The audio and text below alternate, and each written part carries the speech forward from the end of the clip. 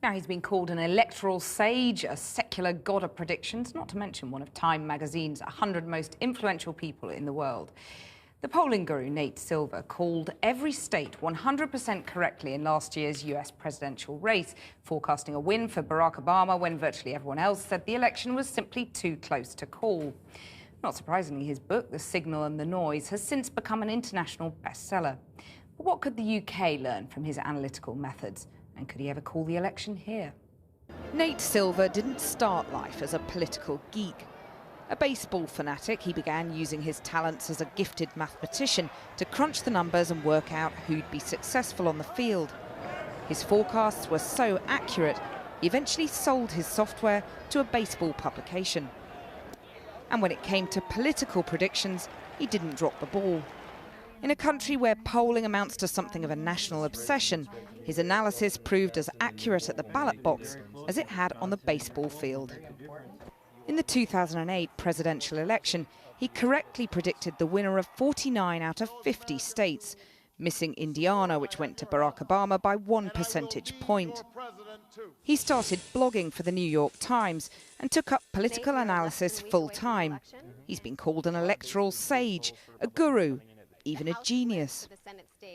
In last year's presidential elections, he was ridiculed by the Republicans for stubbornly predicting an Obama win. He was right, calling the results of all 50 states correctly and 31 out of 33 Senate races. So how does he do it? Well, he takes data from a range of polls and comes up with an average of the lot. Very different from old-school UK polling. But he hasn't always been infallible here. He got it wrong when he tried to predict the general election result in 2010. So do his methods get lost in translation? Or can he tell us who's going to win the British election in 2 years' time? Well, earlier I brought Nate Silver together in the studio with two politicians from either side of the British political divide, the Labour MP Stella Creasy and the Conservative Harriet Baldwin. Nate Silver, given the obvious differences in the American political system and our political system here, could you import your analysis over here? Would it work? So I tend to think of things not in absolute black and white, but in terms of shades of gray. So I think you have more difficulties here to make an accurate forecast. One is that you have not just a dominant two-party system, but potentially 3 or even 4 parties involved in the next election. So a lot more ways voters can change their minds, a lot more vectors that they're operating on. The other is that you don't have nearly as much polling as you do in the U.S., where in the U.S. we had something like 2,000 polls by the end of the 2012 election between individual states and national polls. Well, Nate, you've been described as a genius, a guru, an emperor of math, or maths as we would call it here. Harriet and Stella, this is your chance to pick his brains.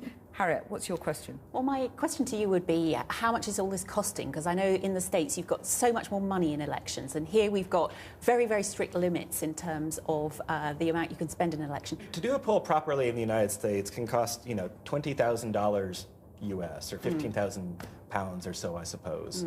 So it's quite expensive because people are hard to reach on the phone now, so you ought to be calling cell phones and not just mobile phones. You have to call people back multiple times because they lead busy lives, but that makes polling very, very expensive. But in the US, there is a big market for political coverage, so news organizations look at it as a loss leader, and you have thousands and thousands of polls, and you generally get what you pay for in polling too. There are cheaper methods to do polling where you do auto dial calls, but they tend not to get as good results because you only reach 3% of the people only bother to pick up. Well, Stella Creasy, do you want more polls? I mean, clearly we don't have enough polls here to do the kind of analysis that Nate Silver does in the States. Do you regret that? Well, I think one of the really interesting points that Nate makes is about this distinction between what he says are foxes and hedgehogs. So hedgehogs who have one really big piece of information they know, so one really big poll, and foxes who rely on a range of information to make decisions. So Nate's a fox, right? I'm sure Nate is a fox. But the point that actually it's not just about having more data. It's the quality of the data and it's how you analyse it, I think, is the key point that I think Nate is making. Well, you've written in your book about mistaking noisy data for a signal.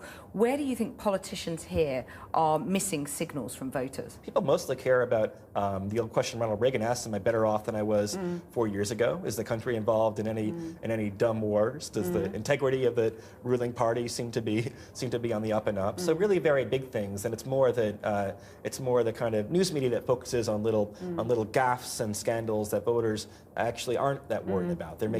Voters are making sound decisions, I think, collectively, even if individually they might have all kinds of attributes they consider. From what you've seen here, though, how much of a headache do you think that UKIP is to both the Tories and the Lib Dems? Because obviously the Lib Dems were the recipients of the sort of protest vote at the last election. Yeah. Now there's a risk that the next election, that's going to be UKIP. Well, it's not clear that Lib Dems are going to go anywhere anyway, in particular, where I think that the chain of events that played out in the last election obviously really cost them a lot of credibility, and it's hard to be kind of stuck in the middle. To be everyone's second choice and kind of the first past the post system doesn't really help you very much at all. But yeah, UKIP is. I mean, I think again, like I say, compared to the United States, I tend to think of voters in the United Kingdom as being quite sensible. So I think there might be a cap on how well UKIP could do. But. Do you agree? Well, we've got local elections this week, so presumably there's a difference in terms of how people choose on their local council who's going to run that, and they might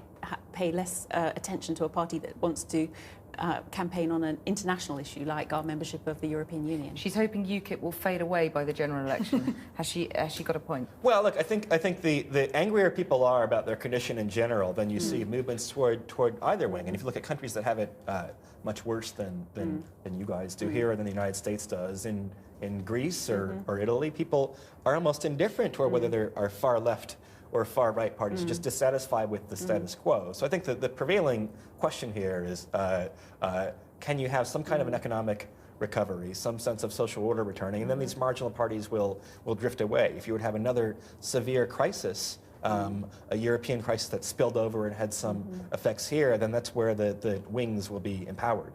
Okay, so a lot of people have called you an electoral sage. Put your money where your mouth is and tell us who's going to win in 2015. If you had tried to make predictions 2 years in advance in a lot of American elections, in 2010, the Democrats in the United States were slaughtered in the midterm elections. They lost 63 seats in the House of Representatives, and then Obama came back and won a reasonably solid victory 2 years later. So it's very premature to look at what would happen in 2015 now. If you were an economic forecaster, if you had a view on whether the UK economy will be in recovery by that point, then you could make a more solid forecast. But that's also a very dodgy science, I think, is trying to forecast economy more than a few months in advance. Harriet Baldwin, Stella Creasy, Nate Silver, thank you very much for joining me.